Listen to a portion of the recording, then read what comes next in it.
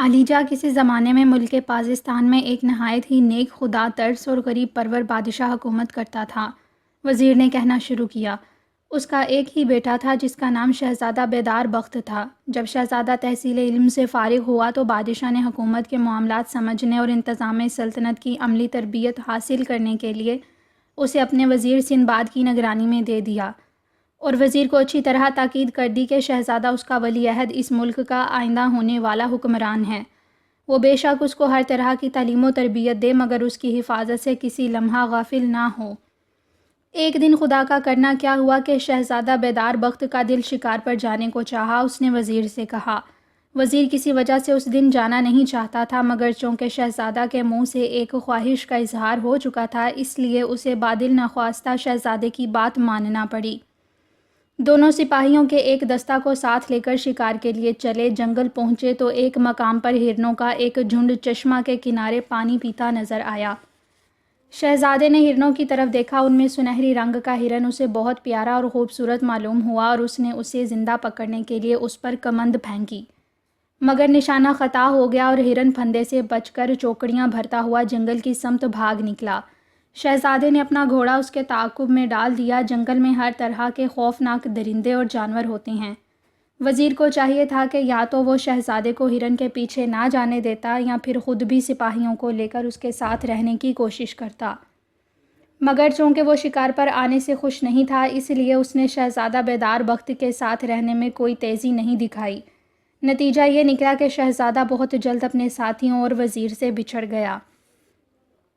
وہ ہرن کے پیچھے گھوڑا دوڑاتے ہوئے چلا جا رہا تھا۔ اس نے ہر چند کوشش کی مگر ہرن اتنا تیز دوڑ رہا تھا کہ وہ کسی طرح اس کے قریب نہیں پہنچ سکا۔ ہرن کے پیچھے بھٹکتے بھٹکتے شام ہو گئی اور پھر ہرن بھی جنگل میں نہ جانے کہاں غائب ہو گیا۔ اب شہزادے کو اپنے گرد و پیش کا ہوش آیا۔ گھوڑا روک کر چاروں طرف دیکھا تو دور دور تک نہ وزیر سنباد کا پتہ تھا نہ سپاہیوں کا۔ وہ جنگل میں تنے تنہا کھڑا ہوا تھا۔ کوئی اور ہوتا تو ہر طرف سائیں سائیں کرتے ہوئے درختوں اور خوفناک جانوروں کی آوازیں سن کر خوف سے سہم جاتا، مگر وہ شہزادہ تھا اور پھر بہادر بھی بہت تھا۔ اس نے جی کڑا کر کے گھوڑے کو واپس موڑ دیا۔ رات ہونے والی تھی، پھر گھوڑا بھگاتے بھگاتے وہ تھک بھی گیا تھا۔ بھوک پیاس بھی لگ رہی تھی۔ چاہتا تھا کہ جلد از جلد اپنے ساتھیوں سے جا ملے۔ چلتے چلتے اچانک اس کے کانوں میں جیسے کسی کے رونے کی آواز آئی۔ اس نے چونک کر ادھر ادھر دیکھا تو برگد کے ایک بہت بوڑھے درخت کے نیچے اسے ایک عورت بیٹھی ہوئی نظر آئی۔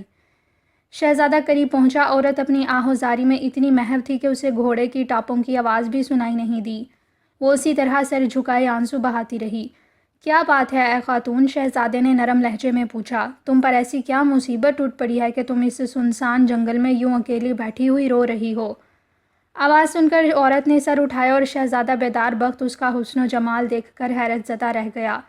وہ اتنی خوبصورت تھی کہ کسی ملک کی ملکہ یا شہزادی معلوم ہوتی تھی۔ اے مسافر، جاؤ اپنی راہ لو، مجھ دکھیاری کا حال پوچھ کر کیا کرو گے؟ عورت نے ایک ٹھنڈی سانس بھری۔ شاید میں تمہاری کچھ مدد کر سکوں۔ میری مدد تو اب کوئی بھی نہیں کر سکتا، عورت نے کہا۔ کتنے لوگ آئے اور پوچھ پوچھ کر چلے گئے۔ سب لوگ تو ایک جیسے نہیں ہوا کرتے۔ پھر جہاں تم نے اتنے لوگوں کو اپنا حال درد سنایا ہے مجھے بھی سنا دو۔ کیا سناؤں مسافر؟ میرے 6 بچے تھے، اب صرف 2 رہ گئے ہیں۔ شوہر پہلے ہی مر چکا ہے، عورت نے گہری افسردگی سے جواب دیا۔ جب تک وہ زندہ تھا کسی کی مجال نہیں تھی کہ میرے بچوں کی طرف آنکھ اٹھا کر بھی دیکھے، مگر اب 1 ماہ سے ایک خوفناک دیو میرے بچوں کی جان کا گاہک بن گیا ہے۔ وہ ہر جمعرات کی رات کو آتا ہے اور ایک بچے کو چیر پھاڑ کر کھا جاتا ہے۔ اب تک 4 بچے اس کی بھینٹ چڑھ چکے ہیں۔ آج بھی جمعرات ہے اور اب میرے 5ویں بچے کی باری ہے۔ میں نے اب تک بہت سے لوگوں کو اپنا دکھ درد سنایا مگر کسی جوان مرد کی اتنی ہمت نہ ہوئی کہ وہ اس دیو سے میرے بچوں کی جان بچا سکتا۔ تم مجھے اپنے گھر لے چلو، خدا نے چاہا کہ میں اس دیو سے مقابلہ کر کے اسے ہلاک کر دوں گا۔ شہزادے نے بڑی بہادری سے کہا، اور اگر یہ نہ ہوا تب بھی وہ پہلے مجھے کھائے گا، پھر تمہارے بچے کی باری آئے گی، اور کون جانے اس وقت تک خدا تمہاری اس مصیبت کا اور حل پیدا کر دے۔ جاؤ مسافر، کیوں اپنی جان کے دشمن ہوئے ہو؟ بڑے بڑے تجربہ کار بہادر اس دیو سے مقابلہ نہیں کر سکتے۔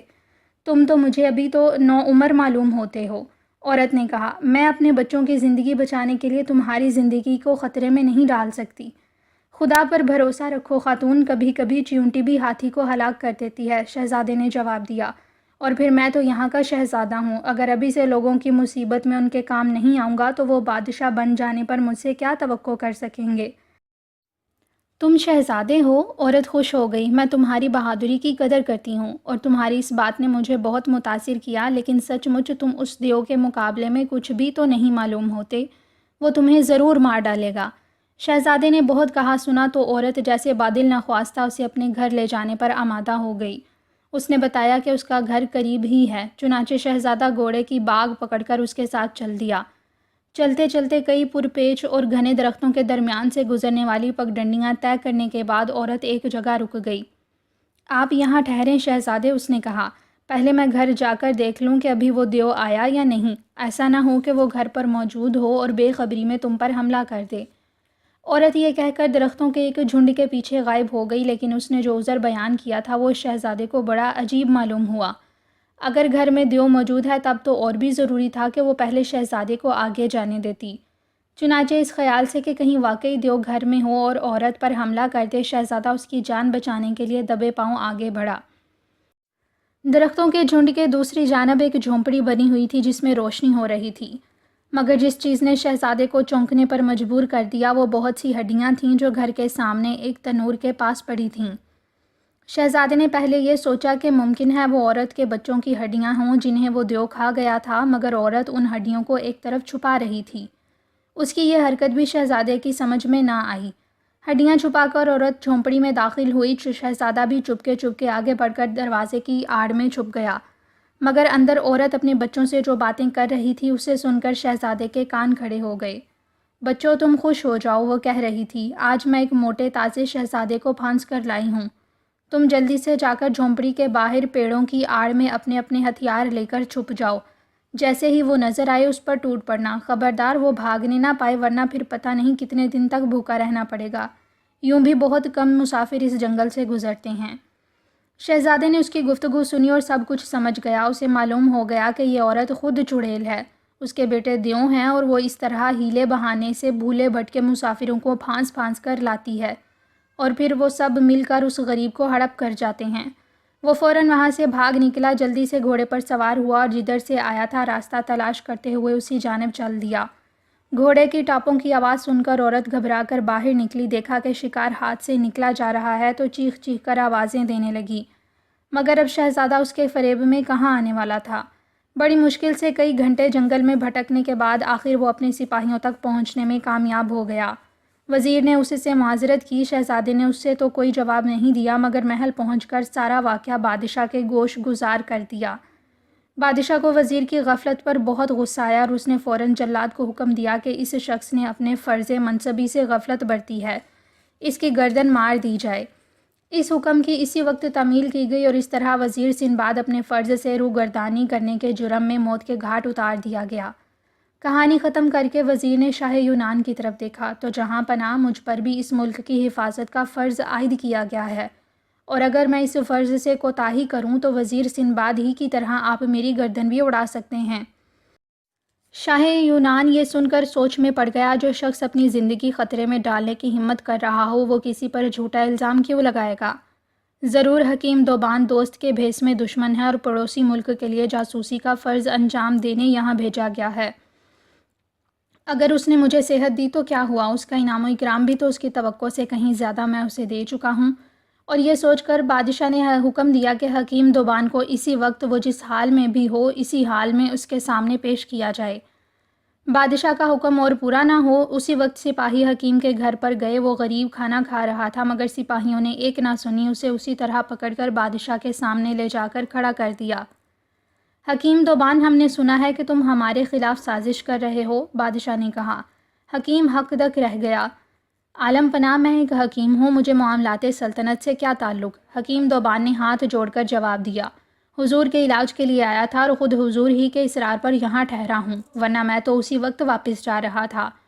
بات سچ تھی، مگر بادشاہ کے دماغ پر وزیر کا جادو چل چکا تھا۔ حکیم نے جوں جوں اپنی بے گناہی ثابت کرنا چاہی، بادشاہ کو توں اس کے جاسوس ہونے کا یقین ہوتا گیا، یہاں تک کہ خود دوبان نے بھی محسوس کر لیا کہ بادشاہ اس کی موت کا فیصلہ کر چکا ہے، اب وہ کچھ بھی کہے اس کی جان نہیں بچ سکتی۔ اچھی بات ہے میرے بادشاہ، حکیم نے ایک گہری سانس لیتے ہوئے کہا، اگر آپ میری جان لینے کا فیصلہ کر چکے ہیں اور میں اپنی بے گناہی اسی طرح ثابت کر سکتا ہوں تو یوں ہی صحیح، مگر میں پھر بھی حضور کی نمک خواری کا حق ادا کرنے سے گریز نہیں کروں گا۔ آپ بے شک میری گردن اڑا دیں مگر میری ایک بات مان لیں۔ وہ کیا؟ میں نے اپنی زندگی بھر کے تجربوں کا نچوڑ ایک کتاب میں تحریر کر دیا ہے، اپنا سارا علم، سارا تجربہ اس کتاب میں منتقل کر دیا ہے۔ اس میں ایسے ایسے راز حیات کو آشکارا کیا ہے کہ آپ اسے پڑھیں گے تو حیرت میں رہ جائیں گے۔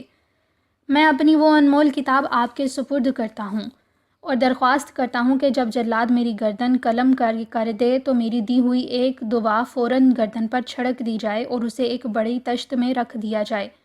پھر میری کتاب کے صفحہ نمبر 6 کو کھولا جائے۔ بادشاہ اس صفحہ پر جو کچھ لکھا دیکھے، اسے پڑھنے کے بعد میرے کٹے ہوئے سر سے جو بھی سوال کرے گا اس کا درست جواب پائے گا۔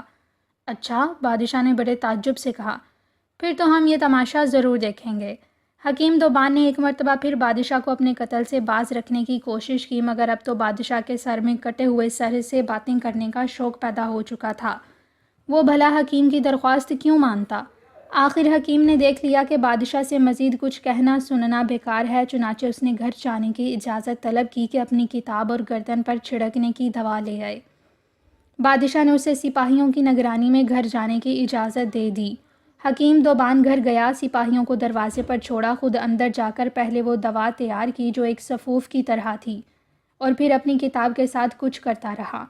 تھوڑی دیر کے بعد کتاب اور دوا لیے گھر سے نکلا اور سپاہی اسے دوبارہ بادشاہ کے سامنے لے گئے۔ بادشاہ کے حکم سے شاہی جلاد نے تلوار کے ایک ہی وار سے بے گناہ حکیم دوبان کی گردن اڑا دی۔